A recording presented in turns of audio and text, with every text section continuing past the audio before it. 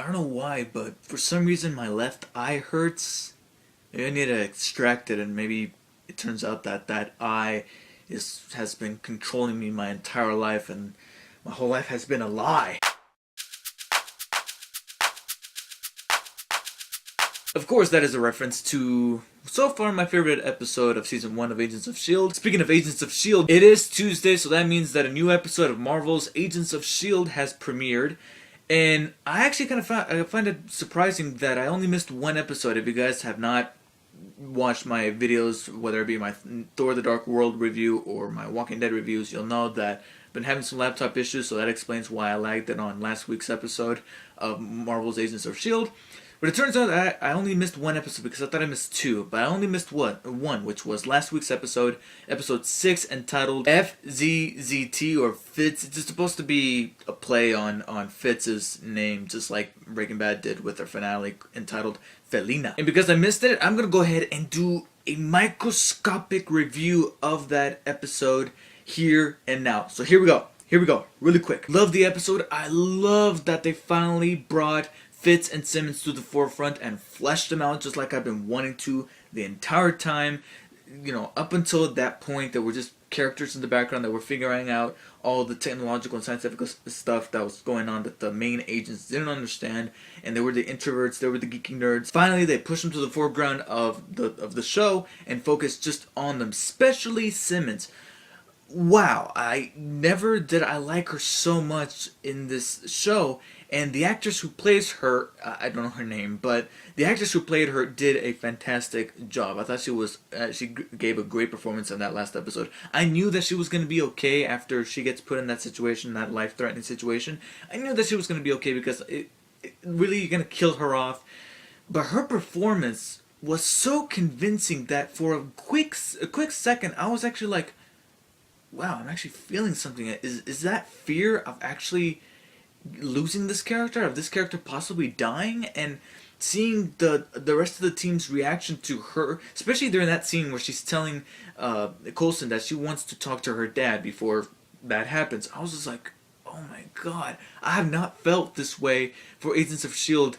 up until that point. I really dug her stuff with Fitz, and how Fitz, like I said, it's also grown as a character because his best friend, even though he doesn't, which is probably the only thing that really frustrated me about the episode, is that at the beginning he's flirting with or he's trying to flirt with Skye, but he can't tell that he has so much more in common with Simmons than with Skye, and it just doesn't make sense. It kind of frustrates me. I mean, he has a potential girlfriend right there and then, and it isn't until the end of the episode where his emotions for his feelings for Simmons come forward, but not in a traditional manner, because when they do these kind of things in these shows, you know, that the guy who was in denial to liking this character, after saving her, he's like, oh, I had feelings for her all along. She was the one for me all this time, right in front of me. I like that they didn't go with that directly. You know, they didn't change things just because that happened. I like the naturalism of that. And I also like that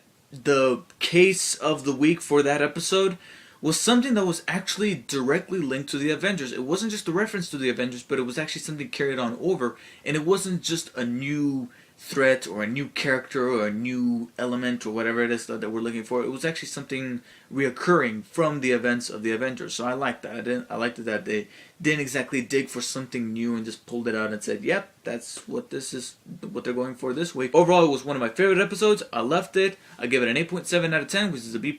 Bam, bam. So now let's talk about this new episode that just premiered, The Hub. No, not the network that shows reruns of Batman the Animated Series or Transformers Prime. I am talking about The Hub. This classified location, this center, this S.H.I.E.L.D's most top secret center, where the biggest of the biggest secrets are held within this place. I mean, they don't even know where it's at. And the recurring theme of this entire episode is secrets. What kind of effect can secrets have?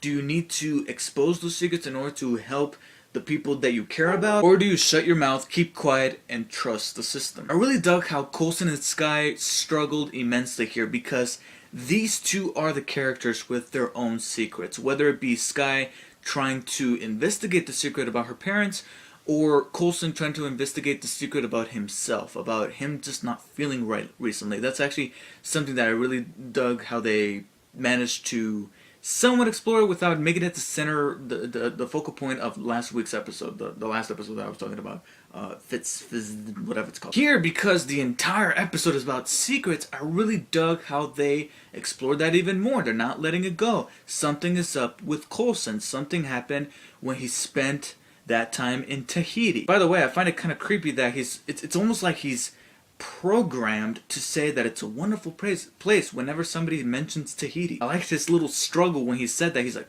why did I just say that? I mean, oh my god. I'm finding this little storyline with Coulson to be very, very juicy, and I'm hoping that this is something that they don't drop the ball on, but they manage to keep it going to keep us watching this show for as long as it lasts. Same thing goes for Sky's situation.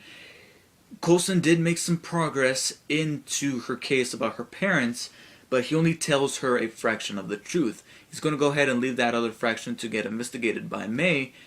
So far, we don't know much except that it involves a woman's murder, whether it be that woman that he was talking about or some other woman, and that is probably the reason why that S.H.I.E.L.D. agent dropped her off at the orphanage.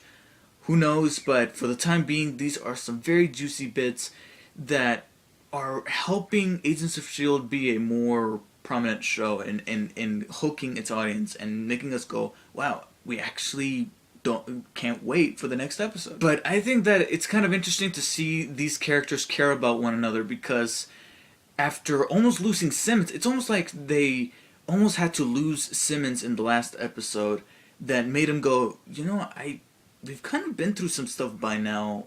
I actually kind of care for you. So when one of them is on the brink of dying, like in the last episode, in this one, that gets tied in a little bit more. They actually go ahead and show how much these characters have grown to care about one another. And because they show that in a very nice manner, it's not the most authentic or most realistic manner, but it's something that you enjoy watching. And I like seeing these characters care for one another, despite some of them being just a little stubborn, like the whole thing with Ward and Fitz when they're out in the field and they're having that whole, you know, back and forth thing where Ward is the stoic, you know, dull agent and Fitz is the one that just won't shut up about technology and stuff, and the whole thing with the sandwich. It's not particularly new, but I enjoyed seeing it. And seeing the characters pull through what looked to be quite a drastic situation, hopefully that means that in the later episodes we're going to see this nice little bond going on with Ward and Fitz.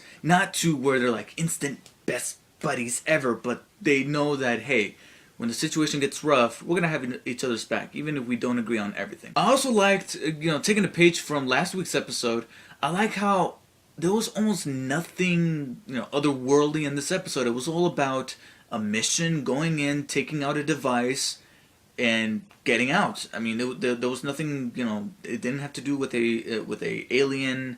It didn't have to do with anything from another dimension. It didn't have to do with anybody with a certain kind of power. It was basically just a James Bond mission within the Marvel Cinematic Universe. And I really dug it. I liked the little break from all this supernatural stuff. Well, it's not really supernatural, but alien sci-fi stuff. I mean, granted, that device was very sci-fi, considering that something like that doesn't exist. You know, the technology is a little far-fetched, but I really enjoyed the break from this otherworldly stuff that we've had on the show thus far, and I appreciated the break from that. The only thing that I can think of that I didn't like was the Russians. Nobody likes the Russians. I'm kidding, but I did think that the Russians here were portrayed in that typical Russian manner. You got no friends here. Oh, little bear, could you fix my... You know, I'm like, oh, okay, you know, it's routine Russians in a top secret mission. Yeah. Still, liked it a lot, and this is definitely ranking in along with the last week's episode and the I Spy episode and the pilot. This joins that group of being one of my favorite episodes of the season so far. So I'm gonna go ahead and give The Hub an 8.6 out of 10, which is a B. I'll be back next week with my review of episode 8, which I'm definitely looking forward to, because if you guys don't remember from my Thor: The Dark World review, next week's episode will tie in to Thor the Dark World. At least that's what I'm being led to believe by the system. But so far, Marvel did say that the November 19th episode will have to do with Thor the Dark World. So I'm definitely looking forward to it a lot, and you'll be able to catch my review here on my official YouTube channel. But until then, see you guys later.